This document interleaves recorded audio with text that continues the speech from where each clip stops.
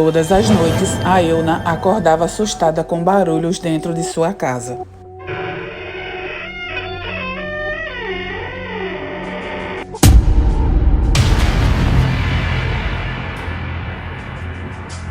Ela nunca levantava para olhar, mas dessa vez foi diferente.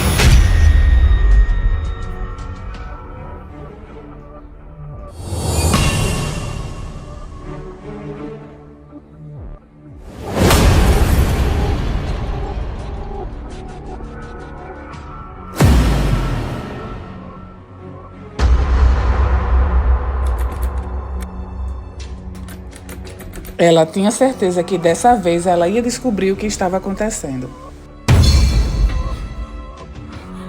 Foi quando, de repente,